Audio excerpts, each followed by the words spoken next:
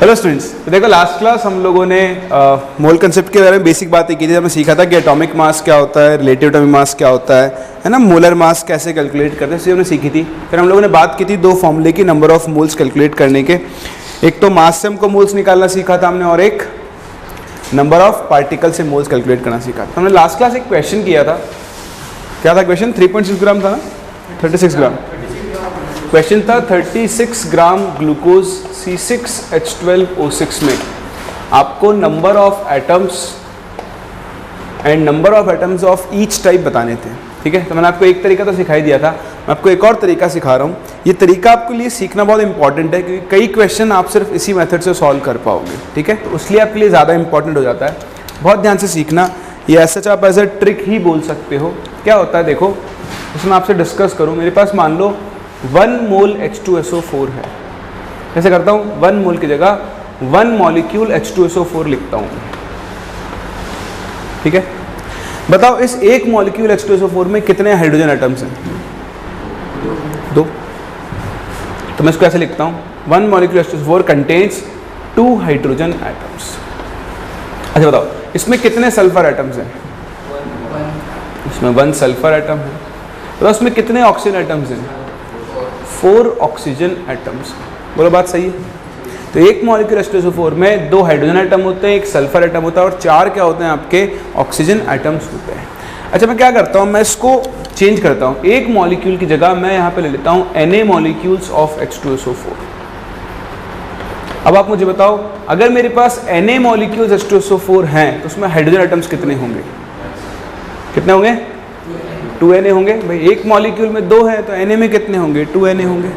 तो 2Na hydrogen atoms होंगे। अच्छा तो सल्फर एटम्स कितने होंगे? Na।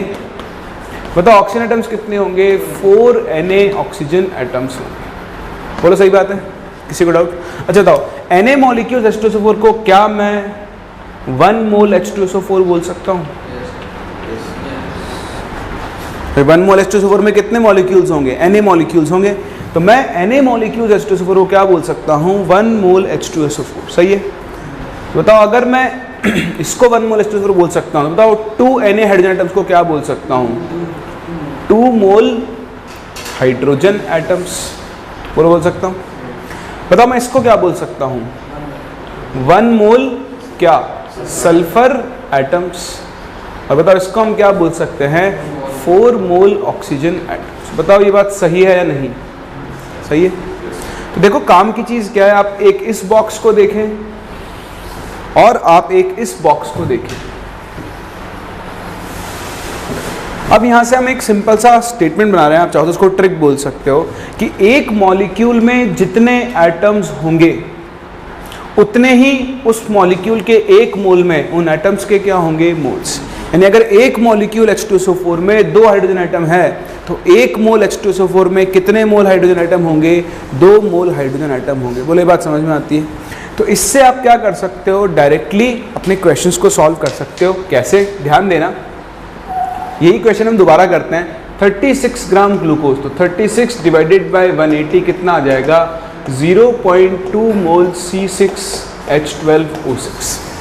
अब बताओ अगर मैं बात करूं 1 मोल C6H12O6 की, बताओ 1 मोल C6 में कितने कार्बन होंगे? 6 मोल तो क्या होंगे? कार्बन। बताओ 12 मोल क्या होंगे? हाइड्रोजन। बताओ 6 मोल क्या होंगे? ऑक्सीजन। बोलो कर सकते हो? अगर 1 मोल में इतने हैं तो बताओ आपके पास कितने मोल है? 0.2 मोल। बताओ इसके 0.2 मोल में कार्बन के कितने मोल्स होंगे? 1.2 मोल कार्बन होगा। बताओ कितना हाइड्रोजन होगा? 2.4 मोल हाइड्रोजन एटम्स होंगे, और 1.2 मोल क्या होंगे? Oxygen atom. बताओ 1.2 मोल कार्बन का मतलब कितना हो गया? 1.2 Na कार्बन एटम्स। भाई मोल्स ऑफ एटम्स से अगर आपको नंबर ऑफ पार्टिकल्स निकालने हैं तो Na से मल्टीप्लाई तो करना है। बताओ नंबर ऑफ हाइड्रोजन एटम्स कितने हो गए? 2.4 Na, और ऑक्सीजन एटम्स कितने हो गए? 1.2 Na। तीनों को ऐड कर दो, आपको टोटल नंबर ऑफ एटम्स मिल जाएंगे। बोलो कर सकते हो? तो ये मेथड आपको यूज़ करना चाहिए, क्योंकि आपको आना चाहिए। कई क्वेश्चंस आप सिर्फ और सिर्फ इसी मेथड से कर पाओगे। कर लोगे? चलो कॉपी करो, फिर इसके आगे बढ़ते हैं और कुछ और क्वेश्चंस को भी डिस्कस करते हैं। टोटल आइटम्स, अगर आपको टोटल आइटम्स निकालना है तो this plus this plus this कर दो। ईच टाइप ऑफ आइटम निकालना है तो तीनों को अलग अलग लिख दो। क्या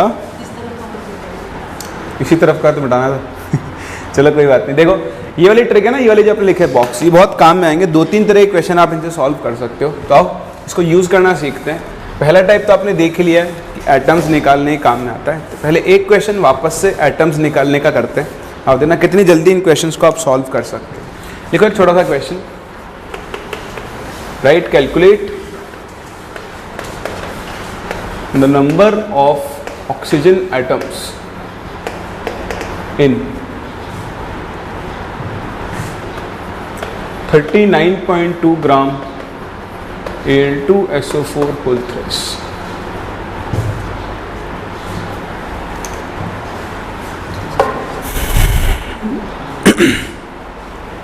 मैं मोलर मास देखने उसको। Al2SO4 whole thrice, SO4 है सल्फेट, 96 into 3 34.2 कर लेना एक्चुअली, वो वैल्यू थोड़ी इजी करनी है मेरे को। इसका मोलर मास आप निकालोगे 342 आएगा। फटाफट से आंसर बताओ मेरे हिसाब से आपको सॉल्व बाद में करना चाहिए, वर्बली सॉल्व कर सकते हो। कितना? हाँ सिंपल है, एक लाइन में आप आंसर दे सकते हो। 1.2 Na, सोचना ही नहीं है। देखो ना 34.2, इसका मोलर मास कितना है 342, तो डिवाइड करो इसको 342 से, तो कितना आ जाएगा 0.1 मोल Al2SO4 होल थ्राइस होगा। जिसमें मैंने आपको चीज़ सिखाई, बताओ इसके 1 मोल में कितने ऑक्सीजन एटम होंगे? 12 मोल होंगे ना। बताओ अगर 1 मोल में 12 मोल ऑक्सीजन होगा तो 0.1 मोल में कितना ऑक्सीजन होगा? 1.2 मोल ऑक्सीजन एटम्स होंगे, है ना। जितने ऑक्सीजन एटम है उससे मल्टीप्लाई कर दो, और 1.2 मोल ऑक्सीजन एटम का मतलब कितना हो गया? 1.2 Na ऑक्सीजन एटम्स। बोलो समझ में आता? कोई डाउट? चलो यही चीज़ आपके एक और काम में आ सकती है। किस काम में आ सकती है? कई बार आपको एक कंपाउंड के गिवन मास में एक एलिमेंट का मास निकालना होता है, ठीक। जैसा करते हैं, इसको टॉपिक बना के लिख लेते हैं। देखो मास ऑफ एन एलिमेंट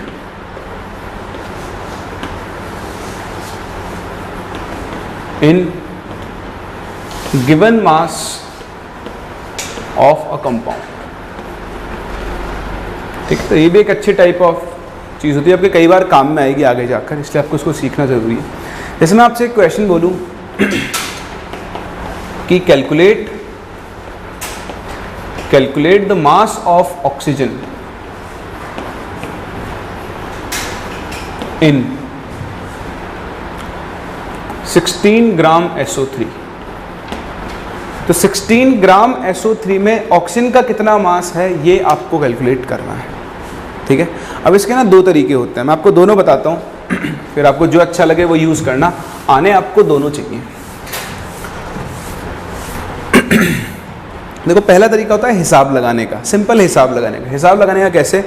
आप SO3 का मोलर मास निकालो, बताओ SO3 का मोलर मास कितना आ जाएगा? 80 ग्राम्स। बताओ इस 80 ग्राम्स में ऑक्सीजन का कंट्रीब्यूशन कितना है? 48 ग्राम। 16 इंटू 3 48। तो आप क्या बोलोगे कि भाई 80 ग्राम SO3 कंटेन्स कितना? 48 ग्राम ऑक्सीजन। अब कुछ लोग कंफ्यूजन होता है कि अरे ऑक्सीजन को O2 लिखूं या O लिखूं। जब आप मास निकाल रहे हो तो कुछ भी लिख लो, एक ही बात आने वाली है, क्योंकि O2 का और O का, भाई इस कंपाउंड में कितने O हैं? 3। अगर आप इसको O2 में बदलो तो O2 कितनी हो जाएगी? 3/2 होगी ना। तो 3/2 O2 और 3 O दोनों का मास क्या आने वाला है इससे? जब मास पूछे तो आपको दिमाग लगाने की जरूरत नहीं है कि O2 बोल रहा है या O बोल रहा है, ठीक है। तो 48 ग्राम ऑक्सीजन है, बताओ 1 ग्राम में कितनी होगी? 48/80। बताओ आपके पास कितने ग्राम है? 16 ग्राम। तो 16 ग्राम में कितनी होगी? 48/80 इंटू 60, दैट इज 9.6 ग्राम। सही ना? 836 आएगी, 3.6 आएगी, सही ना? अच्छा 60 लिख दिया मैंने इसका, हाँ वही 16, हाँ तो 9.6 ग्राम ही आ गया। सही ना? हाँ 8 to 16 9.6 ग्राम आपके पास मास है। एक तरीका तो है ये। इससे भी आसान तरीका, अगर आप ये वाली ट्रिक यूज़ करो तो, जो हमने सीखी भाई क्या है, 16 ग्राम SO3 है, 16 ग्राम SO3 को इसके मोलर मास से डिवाइड कर दो तो आपके पास 1/5 मोल SO3 है। बताओ 1/5 मोल SO3 में ऑक्सीजन कितना होगा? बोलो कितना होगा? 3/5 मोल ऑक्सीजन एटम्स होंगे ना? कोई डाउट है? बताओ ये है मोल्स, आपको क्या निकालना है? मास। बताओ मोल से मास निकालने के लिए क्या करते हैं? Into molar mass. बताओ ऑक्सीजन का मोलर मास कितना होता है? 16, तो 3/5 इंटू 16 से आप इसको मल्टीप्लाई कर दो, ग्राम्स में आपको मास मिल जाएगा। तो देखो कभी भी नीचे 5 आ जाए ना तो डिवाइड मत करना, ऊपर नीचे 2 से मल्टीप्लाई कर दिया करो। तो इंटू 2/2 ये तो हो गया 10, 6 इंटू 16 96/10 कितना हो गया? 9.6 ग्राम। एक लाइन में आप ऐसे क्वेश्चंस का आंसर दे सकते हो। चलो बात समझ में आ रही है? सिंपल है, कभी भी किसी कंपाउंड के गिवन मास में आपको एक एलिमेंट का मास निकालना हो, ये कई बार कई क्वेश्चंस में आपके काम में आएगा। मैं वहाँ रिकॉल भी कराऊंगा इस चीज़ को। अभी आप इसको कॉपी करें। अब अगला क्वेश्चन आपने खुद नहीं करना है, इसको कॉपी करो और फिर ये क्वेश्चन आप सॉल्व करो।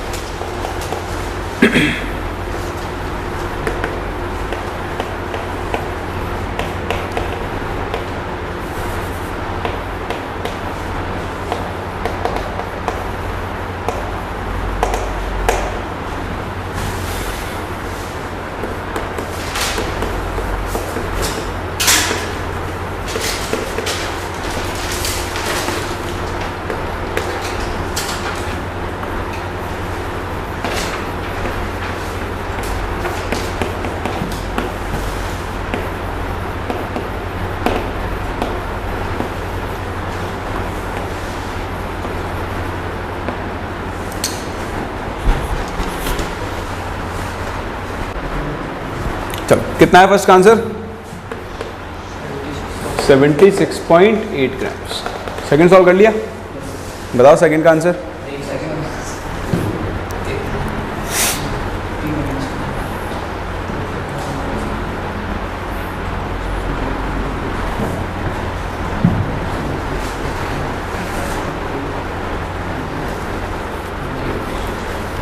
चलो डिस्कस ही कर लेते हैं।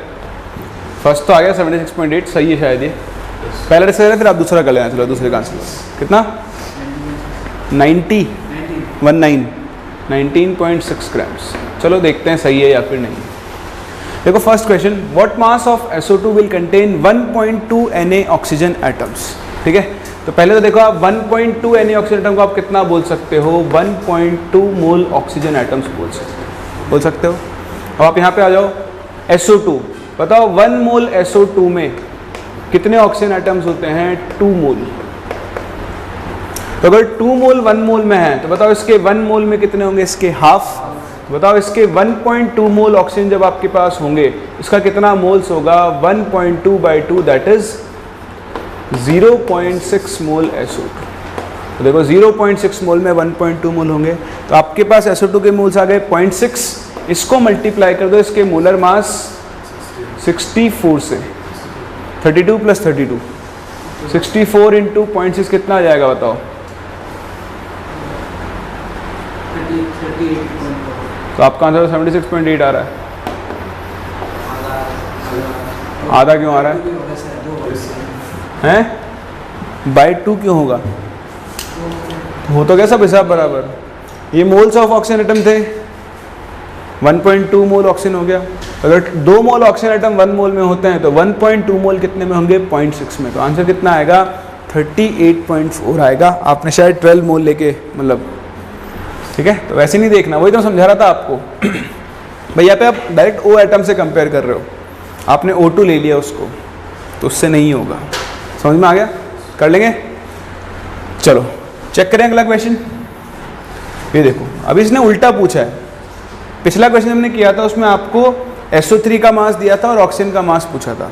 यहाँ आपको ऑक्सीजन का मास दिया है और H2SO4 का मास पूछा है। कोई बात नहीं, ऐसे कर लो, 80 ग्राम ऑक्सीजन। अब यहाँ कन्फ्यूजन होता है, बताओ आप 80 ग्राम ऑक्सीजन को O एटम मानोगे या O2 मानोगे? जवाब दो, कुछ भी मान लो, जो आपकी इच्छा है, जो आपकी इच्छा है मान लो। मैं आपको दोनों से करके दिखाता हूँ, एक बार O2 मानकर, एक बार O मानकर, ठीक है। तो पहले मैं मान रहा हूँ कि ऑक्सीजन का मतलब है O। ये ना छोटे छोटे कंसेप्ट्स हैं जो आपके क्लियर होने चाहिए, बेसिक्स, ये कई बार कंफ्यूज कर देते हैं वरना क्वेश्चन में आपको।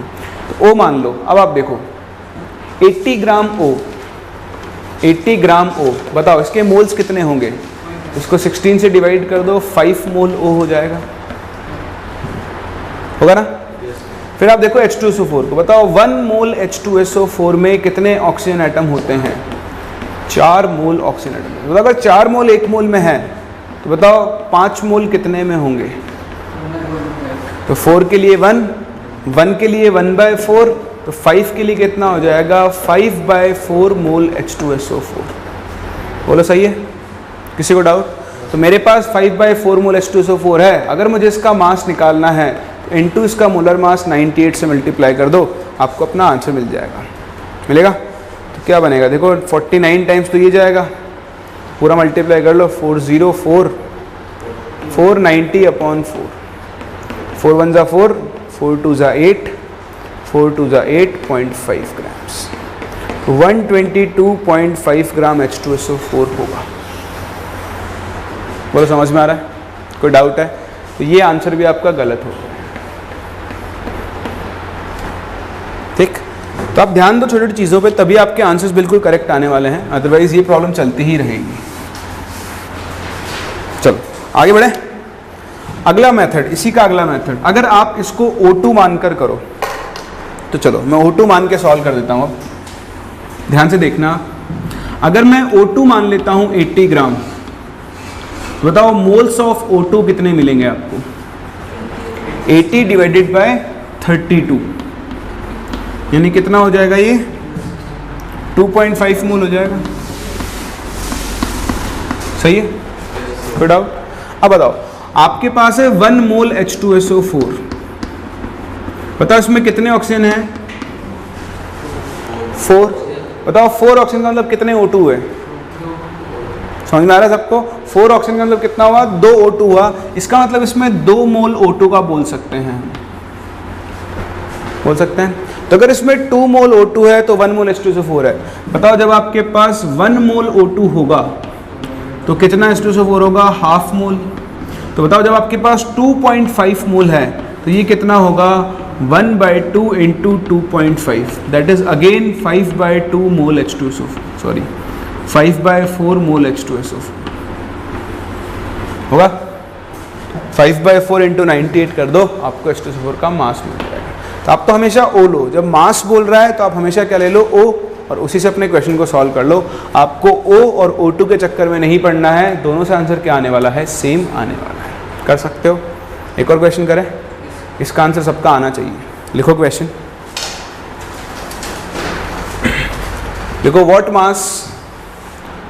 Mass of H3PO4, what mass of H3PO4 will contain H3PO4, लिखो सामने, ये रहा H3PO4 will contain 0.25 mole oxygen atoms, will contain 0.25 mole oxygen atoms।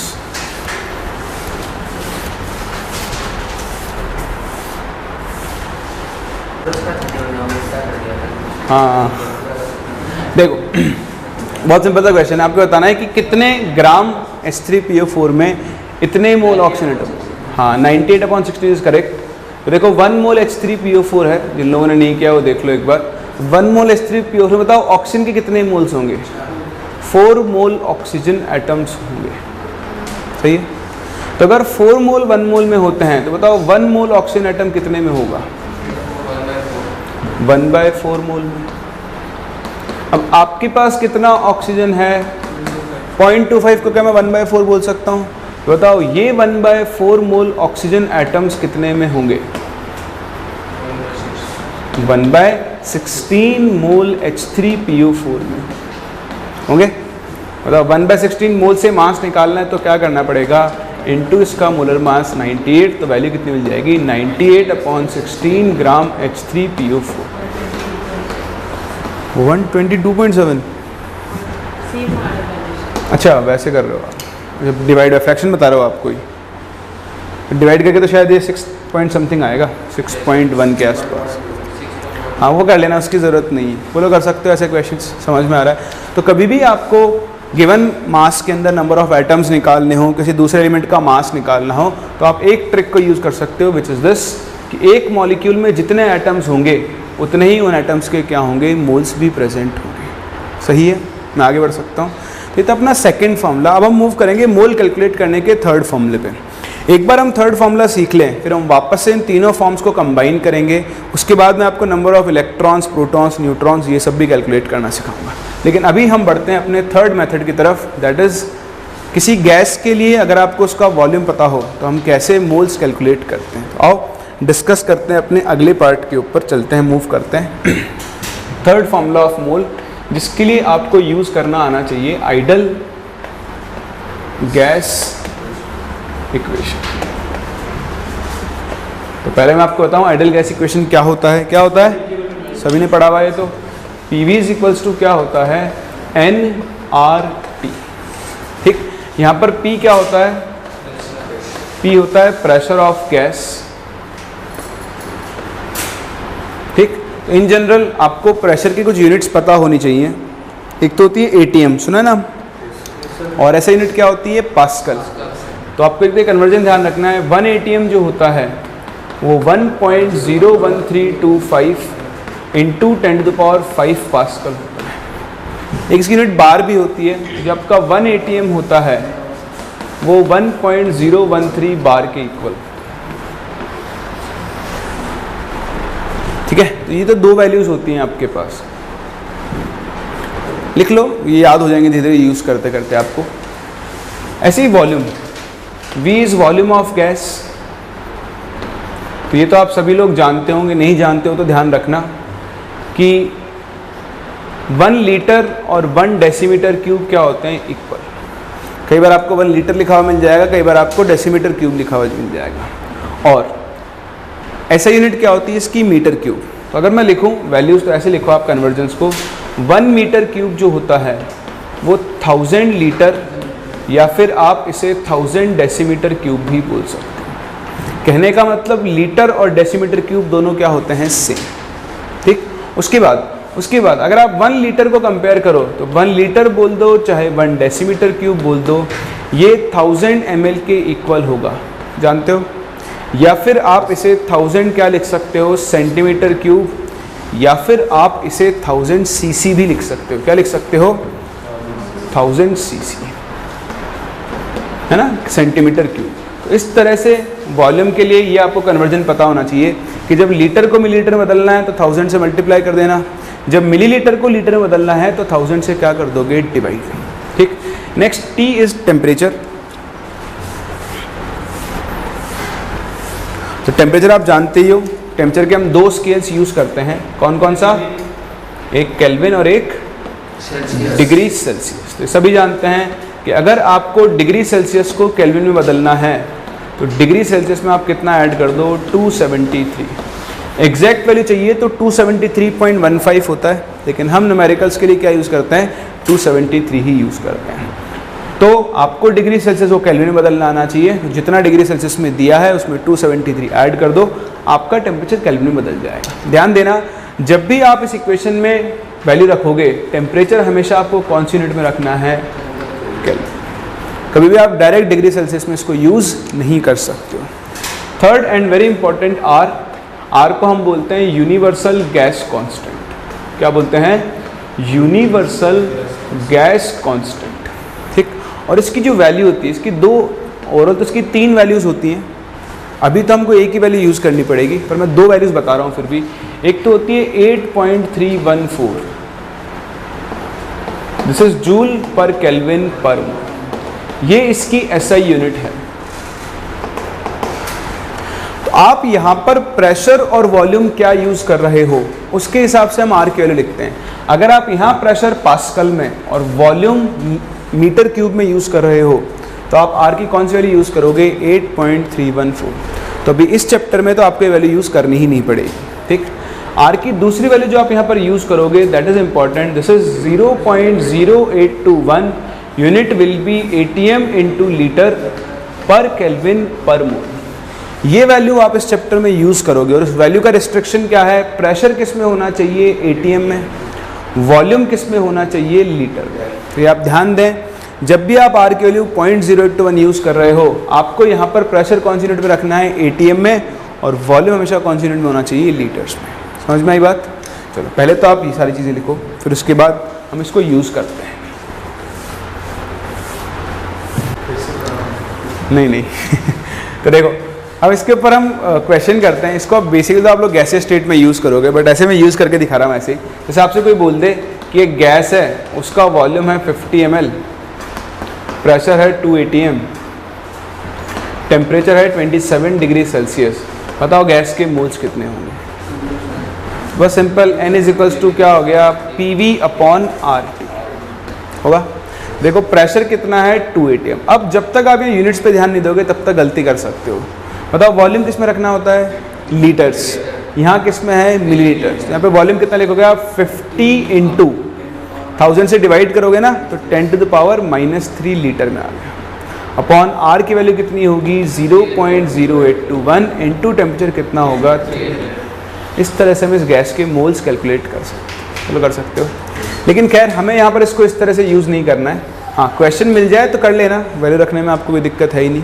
हमें यहाँ पर एक दूसरे तरीके से इसको यूज़ करना है और यहाँ से एक फॉर्मूला बनाना है। तो हम यहाँ पर एक कंडीशन डिफाइन करने जा रहे हैं, STP। बताओ STP का मतलब क्या होता है? Standard pressure and temperature. तो ये होता है STP का मतलब, स्टैंडर्ड प्रेशर एंड टेम्परेचर। इसके ना दो कन्वेंशन चलते हैं, एक ओल्ड कन्वेंशन चलता है और एक न्यू कन्वेंशन चलता है, ठीक। तो मैं आपसे दोनों डिस्कस करता हूँ, दोनों का ही इंपॉर्टेंस है, क्योंकि पहले जो ओल्ड कन्वेंशन था वो स्टैंडर्ड कंडीशन को बोलता था 1 ATM and 273 kelvin. This was the standard condition, ठीक है। लेकिन अब जो न्यू कन्वेंशन है वो ऐसा नहीं बोलता है। न्यू कन्वेंशन बोलता है कि standard condition is a fixed temperature and 1 bar pressure, ठीक। टेम्परेचर फिक्स होना चाहिए, प्रेशर प्रेशर फिक्स होना चाहिए 1 बार। टेम्परेचर कुछ भी हो सकता है, लेकिन वो क्या होना चाहिए? कांस्टेंट। 20 डिग्री हो सकता है, 25 हो सकता है, 30 हो सकता है। अब अलग अलग चैप्टर में अलग अलग होता है। जैसे इस चैप्टर में अगर हम फिक्स टेम्परेचर की बात करें तो उसको हम जनरली कितना लेकर चलते हैं? 0 डिग्री सेल्सियस। वहीं अगर आप आयनिक इक्विलिब्रियम में पहुंच जाओ, इलेक्ट्रोकेमिस्ट्री में पहुंच जाओ, तो वहाँ उस टेम्परेचर को हम 25 डिग्री सेल्सियस लेकर चलते हैं। वो आप लोग सीखोगे भी आगे चलकर, ठीक है। तो अब नई स्टैंडर्ड कंडीशंस ये हैं, fix temperature and 1 bar pressure. और अगर आप मोल कंसेप्ट से डील कर रहे हो तो आप उस स्टैंडर्ड टेम्परेचर को कितना लेकर चलोगे? 0 डिग्री सेल्सियस लेकर चलोगे। तो कंडीशन क्या बन गई? देखो, 273 केल्विन एंड 1 बार प्रेशर। सही है। जबकि ओल्ड कन्वेंशन क्या था? 1 ATM एंड 273 केल्विन। तो इससे कोई बहुत बड़ा डिफरेंस नहीं आएगा, लेकिन हाँ डिफरेंस आएगा। अब आप एक काम करो, आप मुझे बताओ volume of 1 mole gas at STP, दोनों कन्वेंशन से, ओल्ड से भी और नए से भी। वैल्यूज रखो, कैलकुलेट करके बताओ कितनी वैल्यू आएगी।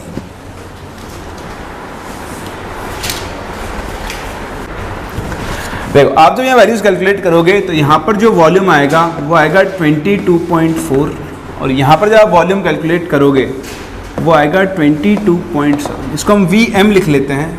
VM stands for molar volume, मतलब 1 मोल का वॉल्यूम। तो अगर आप 1 मोल आइडल गैस का वॉल्यूम STP पर निकालो पुरानी कंडीशन के हिसाब से, तो देखो V इक्वल टू बनेगा nRT/P। तो मोल्स 1, R की वैल्यू 0.0821, टेम्परेचर होता है 273 डिवाइडेड बाय प्रेशर कितना है? 1 ATM। यहाँ से आप वैल्यू निकालोगे कितना आएगा? 22.4 लीटर्स, ठीक। अगर आप इस कन्वेंशन से वैल्यू निकालो तो देखो वही nRT upon P moles 1, R की वैल्यू 0.0821, टेम्परेचर इज 273 अपॉन, अब प्रेशर कितना है बताओ 1 बार। तो पहले आपको 1 बार को किस में बदलना पड़ेगा, ATM में। इसको आप डिवाइड कर दोगे किससे, 1.013 से। जैसे वैल्यू ऊपर आएगी आपको फाइनल मोलर वॉल्यूम कितना मिलेगा, 22.7 लीटर्स। ठीक है, तो अब क्या बुक्स में आपको यही कन्वेंशन मिलेगा मोस्ट ऑफ द बुक्स के अंदर, ठीक है। लेकिन अब नया कन्वेंशन है ये, तो छोटा सा डिफरेंस आ जाता है। नए कन्वेंशन के हिसाब से एसटीपी पर वैल्यू कितनी आएगी, 22.7 लीटर। अगर आपके पास क्वेश्चन में 1 ATM 273 लिखा हुआ है तो आप वैल्यू क्या यूज़ करोगे, 22.4। और अगर एसटीपी लिखा हुआ है तो आप क्या यूज़ करोगे, 22.7। समझ में आ रहा है। तो मोस्ट ऑफ द बुक्स अभी भी इसी के हिसाब से चलती हैं, इसलिए आपको मैक्सिमम क्वेश्चन इसी के हिसाब से मिलेंगे, ठीक है।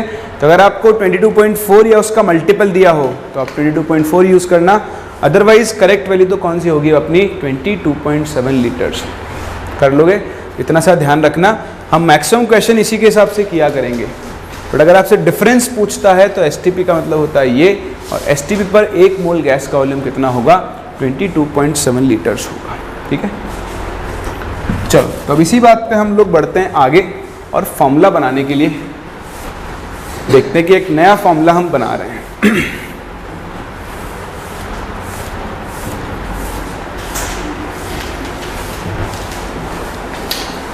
तो देखो नया फॉर्मूला क्या है, बहुत आसान सा है नया फॉर्मूला। आपने अभी तक जो भी कैलकुलेशन की उसके हिसाब से आप एक चीज़ बोल सकते हो कि किसी भी गैस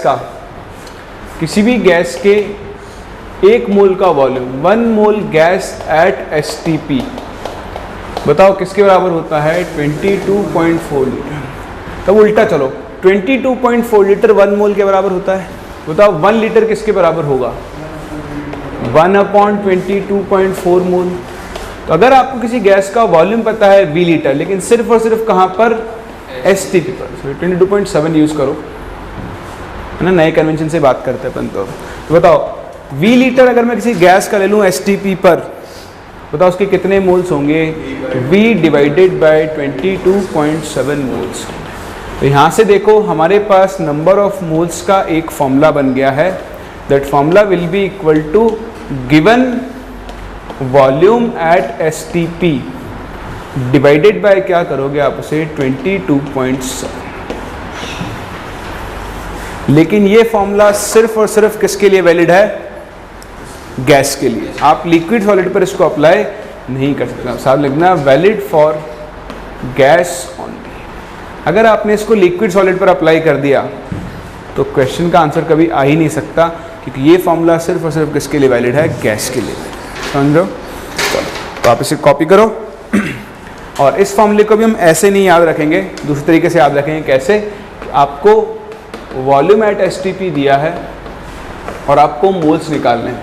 तो बताओ गैस का वॉल्यूम दिया है एसटीपी पर, तो मोल्स निकालने के लिए क्या करोगे, डिवाइड बाय 22.7, और मोल्स दिए और वॉल्यूम निकालना है तो क्या करोगे, मल्टीप्लाई बाय 22.7, ठीक है।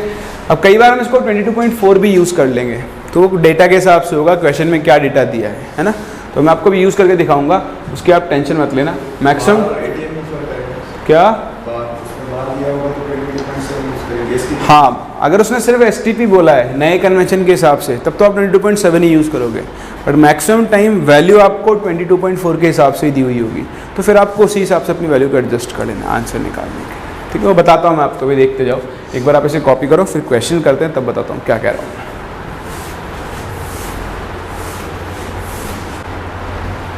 अरे जैसे कि मुझसे यही बोल दे सीधा ही क्वेश्चन कि आपके पास 11.2 लीटर आइडल गैस है, मान लो CO2 गैस है एट एसटीपी,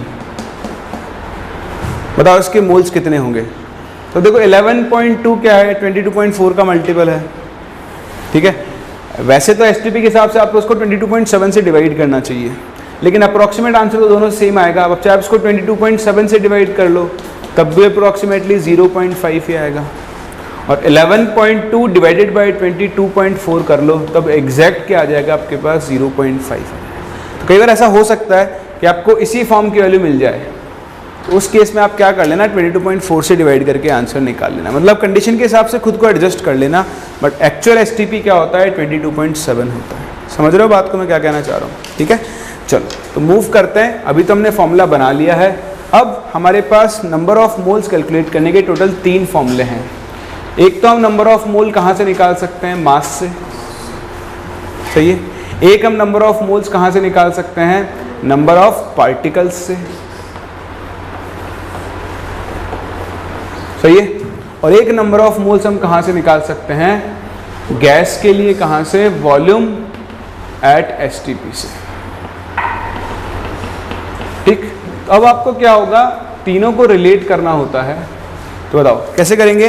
मान लो मुझे मास से नंबर ऑफ पार्टिकल्स निकालना है, तो बताओ पहले मास से क्या निकालूंगा, मोल्स। बताओ मास से मोल्स निकालने के लिए क्या करते हैं, किससे, डिवाइड बाय मोलर मास।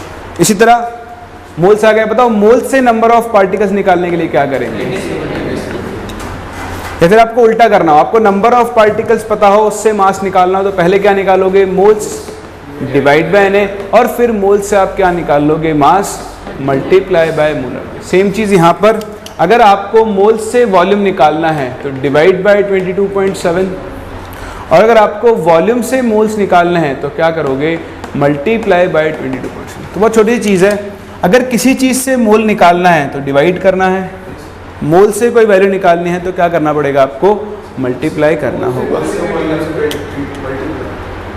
कहाँ किया मल्टीप्लाई, मोल्स निकालेंगे तो मल्टीप्लाई करेंगे, अच्छा उल्टा बोल दिया, हाँ सॉरी, नहीं सही कह रहे हो, ये इनटू करोगे और यहाँ पे क्या करोगे, डिवाइड करोगे। वो मैं चेक कर रहा था, आप ध्यान दे रहे हो नहीं दे रहे हो,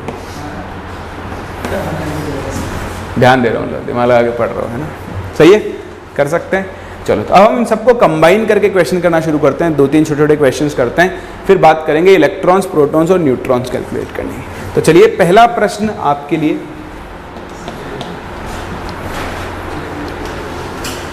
calculate the volume of CO2 gas at STP which contains 10 Na oxygen atoms. आपको CO2 गैस का STP पर वॉल्यूम बताना है जिसके अंदर 10 Na ऑक्सीजन एटम्स होते हैं। ट्राई करें और फटाफट से आंसर दें। देखो बहुत सिंपल सा क्वेश्चन है, लेकिन फिर भी हम कंफ्यूज होते ही रहते हैं। 113.5 litre will be the correct answer. देखो सिंपल सी बात है, आपको 10 Na ऑक्सीजन एटम्स बोले हैं, इसका मतलब कितने ऑक्सीजन एटम हो गए आपके पास, 10 मोल ऑक्सीजन एटम्स हैं, ठीक। तो सबसे पहले ना क्वेश्चन का रास्ता बनाया करो, ब्लूप्रिंट, ठीक। हम कहाँ से कहाँ जाएंगे, तो देखो मेरे दिमाग में चल रहा है कि मैं मोल्स ऑफ ऑक्सीजन एटम्स से मोल्स ऑफ CO2 निकाल लूँगा, और एक बार मोल्स ऑफ CO2 आ गए तो उसको 22.7 से मल्टीप्लाई कर दूंगा तो मुझे अपना आंसर मिल जाएगा, ठीक है। तो देखो 10 मोल ऑक्सीजन एटम, अब बताओ 1 मोल CO2 में कितने ऑक्सीजन एटम्स होंगे, 2 मोल ऑक्सीजन एटम्स होंगे। तो अगर 2 मोल ऑक्सीजन 1 मोल में है तो बताओ 10 मोल ऑक्सीजन एटम्स कितने में होंगे, 5 मोल CO2 में। अब देखो कितना छोटा हो गया क्वेश्चन, नहीं पे वो Na वाला हिसाब लगाते ना आप, तो थोड़ा और कैलकुलेट करना पड़ता। तो 5 मोल CO2, बताओ मोल से वॉल्यूम निकालने के लिए क्या करेंगे, इंटू 20.7, तो आंसर मिल जाएगा 113.5 लीटर CO। कोई डाउट, समझ में आ रहा है, आगे बढ़े। चलो अगला क्वेश्चन,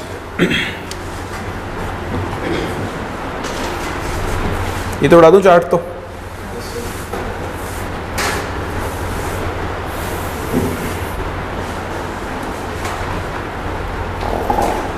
देखो next question, question is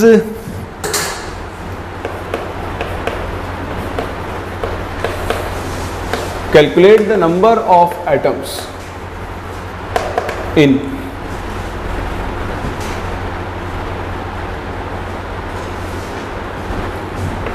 90.8 litre SO3 at ST। फटाफट से बताओ मतलब आपको वर्बली सॉल्व कर सकते हो इन क्वेश्चंस को, थोड़ा दिमाग लगाओ, पेपर छोड़ दो, कोशिश करो हवा में सॉल्व करने की, तभी आपकी कैलकुलेशन फास्ट हो।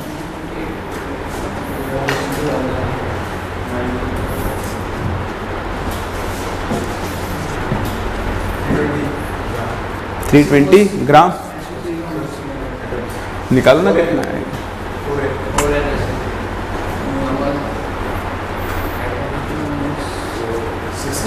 हाँ कितना आएगा 16 Na। वर्बली सॉल्व कर सकता है, देखो ना 90.8 डिवाइड बाई 22.7 को देख रहा है, 22 इंटू 4 होता है 88, इसका मतलब ये इसके आसपास ही आने वाला है। तो आपको दिखना चाहिए कि हाँ भाई ये इसका मल्टीपल है, तो इंटू 4 करोगे तो मतलब ये आपके पास 4 मोल SO3 है।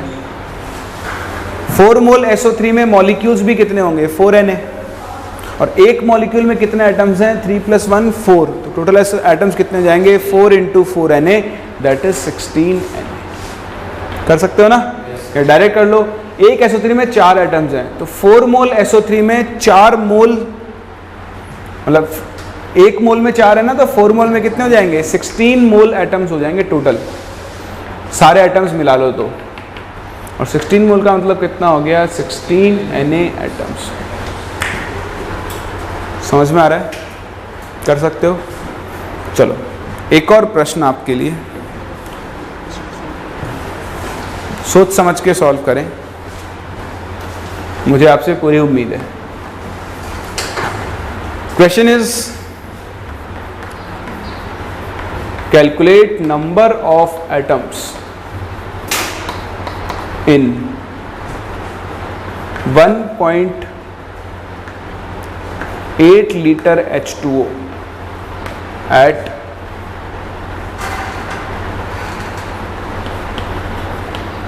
1 atm and 273 Kelvin।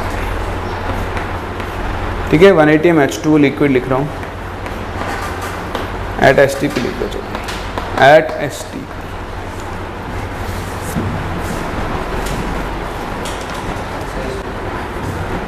देखो ये तो आप सबको दिख ही चुका होगा कि यहाँ पर हम STP वाली कंडीशन का फॉर्मूला यूज़, क्योंकि वो सिर्फ और सिर्फ किसके लिए वैलिड है, गैस। ये तो क्या अभी मैंने डिस्कस ही किया, इसलिए कुछ दिनों बाद आप इस फॉर्मूले को यूज़ कर दोगे। कई बार क्वेश्चन में लिखा हुआ मिलेगा आपको H2 लिक्विड, दिखाई नहीं देगा और आप सीधा इस पर PV = RT लगा दोगे, तो गलती से भी मत लगाना, बात नंबर 1। बात नंबर 2, फिर हम इस क्वेश्चन को सॉल्व कैसे करें। तो ये तो गाँव का बच्चा जानता है कि डेंसिटी ऑफ H2O कितनी होती है, जानता है कोई? हम तो सब शहर वाले हैं ना। डेंसिटी = मास / वॉल्यूम फॉर्मूला होता है। मैं वाटर की डेंसिटी पूछ रहा हूँ, वाटर की डेंसिटी कितनी होती है 1 क्या, वॉट 1 किलो 1 ग्राम है, क्या होती है?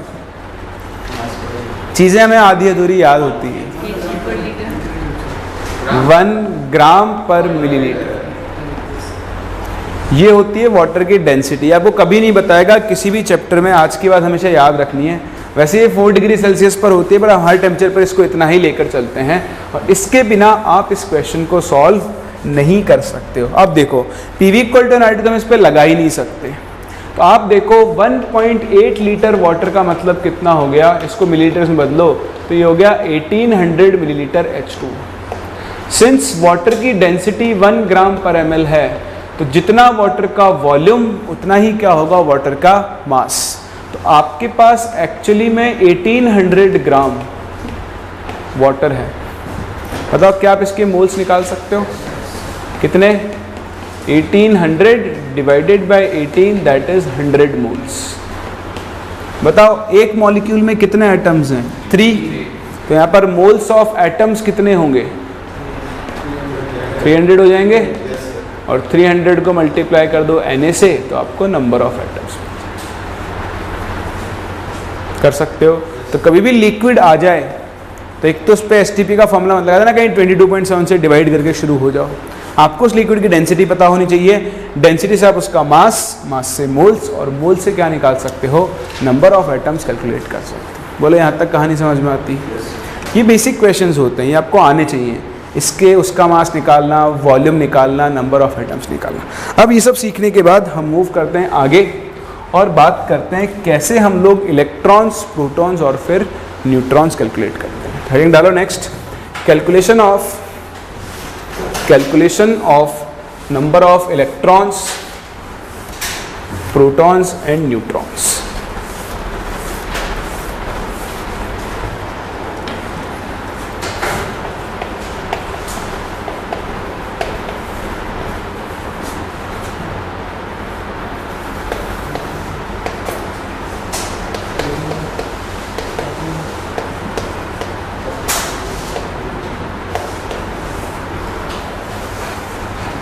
करें शुरू? चलो, इसके लिए आपको एक चीज़ पता होनी चाहिए, दैट इज नोटेशन रिप्रेजेंटेशन। बताओ किसी भी एलिमेंट को हम कैसे रिप्रेजेंट करते हैं? जेड एक्स ए से करते हैं। बताओ जेड क्या होता है यहाँ पर? Atomic number. और एटॉमिक नंबर किसके इक्वल होता है? किसके? प्रोटॉन्स या इलेक्ट्रॉन्स?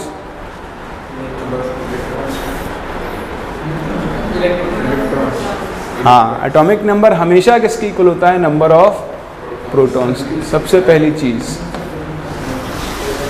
एटॉमिक नंबर सिर्फ किसके इक्वल होगा? नंबर ऑफ प्रोटॉन्स के। लेकिन अगर आपके पास न्यूट्रल एटम है, फॉर अ न्यूट्रल एटम, बताओ न्यूट्रल एटम के लिए नंबर ऑफ प्रोटॉन्स किसके इक्वल होते हैं? नंबर ऑफ इलेक्ट्रॉन्स के। जिस पे चार्ज नहीं हो, जैसे Fe, एक Fe लिखूँ और एक ही Fe+2 लिखूँ। Fe न्यूट्रल है, Fe+2 चार्ज है। तीसरा A क्या होता है? A is mass number. और बताओ मास नंबर हम किसके इक्वल लेकर चलते हैं? Number of neutrons plus number of protons. इसमें ना एक लोचा है बहुत बड़ा, अगर आप ध्यान दो। Actually mass number neutrons plus proton की जगह क्या होना चाहिए? Mass of neutrons plus mass of protons. For example, मैं छोटा सा एग्जांपल देता हूँ आपको, 6C12, ठीक है? तो इसके अंदर ना 6 प्रोटॉन्स हैं और 6 न्यूट्रॉन्स हैं, ठीक है? इसका मास नंबर 12 है। एक्चुअली क्या है? इसका एटॉमिक मास 12 AMU है, ठीक है? तो आप बताओ एक प्रोटॉन का मास कितना होता है?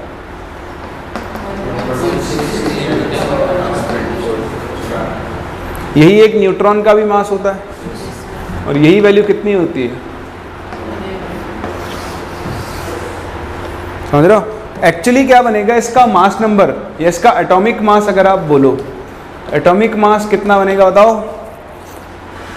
6 into mass of protons plus 6 into mass of neutrons.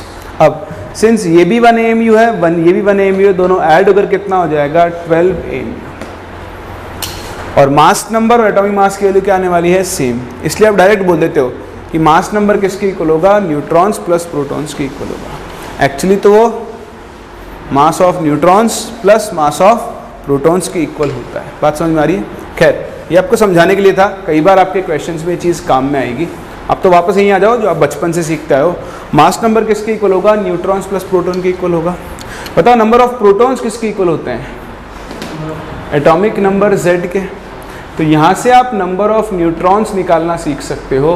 बताओ नंबर ऑफ न्यूट्रॉन्स, N का फॉर्मूला क्या होता है? A-Z।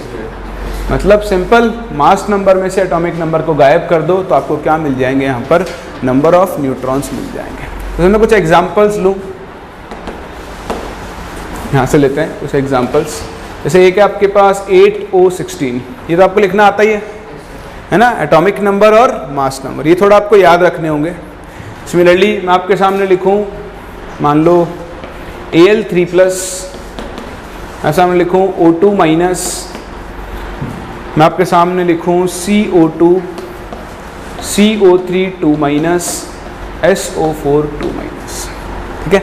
आपको इन सब के अंदर इलेक्ट्रॉन्स, प्रोटॉन्स और न्यूट्रॉन्स का नंबर बताना है, ठीक? चलो शुरू करते हैं। ऑक्सीजन, पहले प्रोटॉन लिख लेते हैं ऊपर, प्रोटॉन, इलेक्ट्रॉन्स और न्यूट्रॉन्स। तो बताओ ऑक्सीजन का एटॉमिक नंबर कितना है? 8। जितना एटॉमिक नंबर उतने ही प्रोटॉन्स हो गए। बताओ क्या इसके ऊपर कोई चार्ज दिखाई दे रहा है आपको? न्यूट्रल है, जितने प्रोटॉन्स उतने ही क्या होंगे? इलेक्ट्रॉन्स भी 8 हो गए। न्यूट्रॉन्स 16 - 8, बताओ कितने आ गए? 8 न्यूट्रॉन्स। कोई डाउट?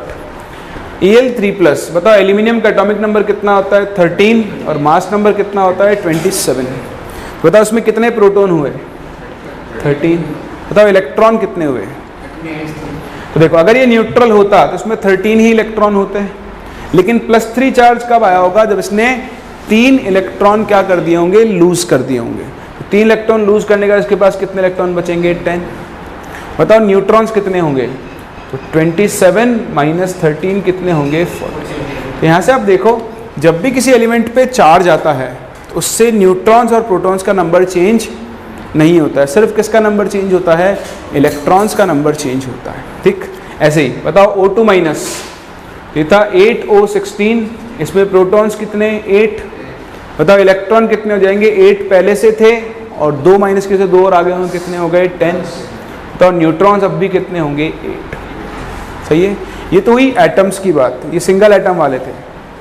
अगर किसी में एक से ज़्यादा एटम्स हो मॉलिक्यूल्स के अंदर तो क्या करना है? तो एक एक एटम का निकालो और सबको क्या कर दोगे? ऐड। तो बताओ कार्बन का सिंबल क्या होता है? 6C12। ऑक्सीजन का क्या होता है? 8O16।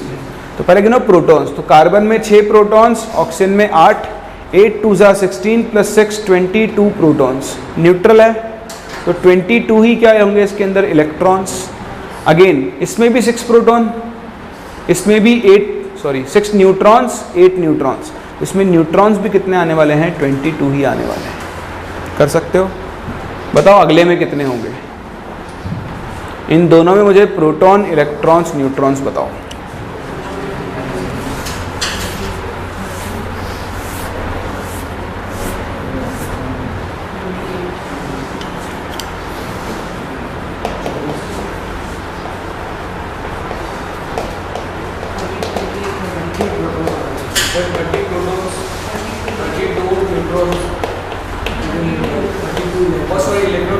इसमें कितने इलेक्ट्रॉन है?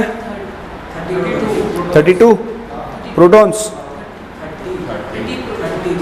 30 गिन लो ना। 8 3 24, 24 + 6 30। तो 30 तो हो गए प्रोटॉन्स, 32 क्या हो जाएंगे? इलेक्ट्रॉन्स। 2 माइनस की जगह से 2 और बढ़ जाएंगे, और न्यूट्रॉन्स वापस से 30 आ जाएंगे, क्योंकि कार्बन में 6 न्यूट्रॉन होते हैं और ऑक्सीजन में 8 न्यूट्रॉन्स होते हैं। सल्फर का सिंबल तो बताइए? 16S32। 80 protons, 80 sure?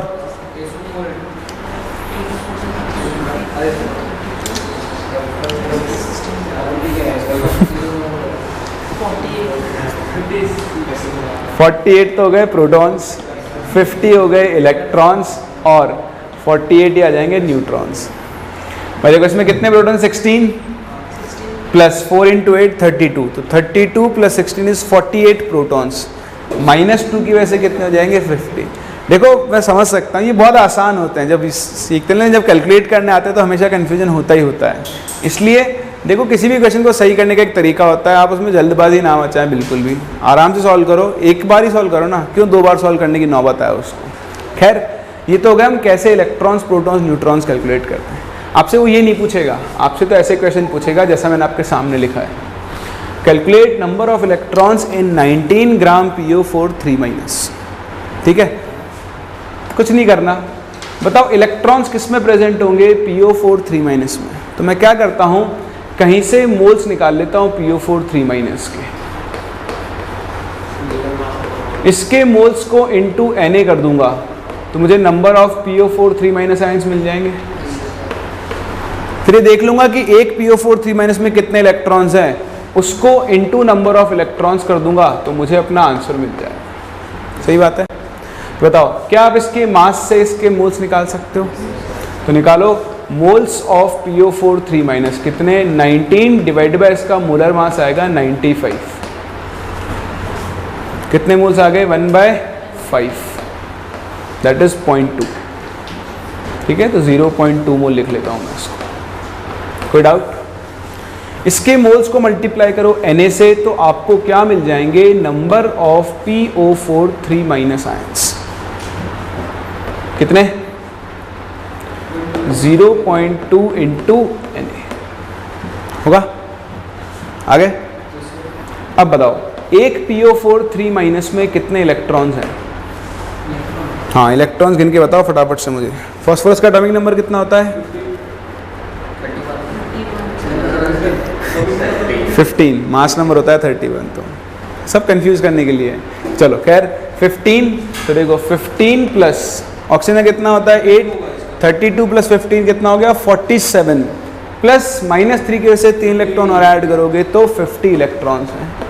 तो अगर एक PO4 3 में इसमें 50 इलेक्ट्रॉन्स हैं तो बताओ इतने में कितने होंगे, into 50 that is 10 Na electrons.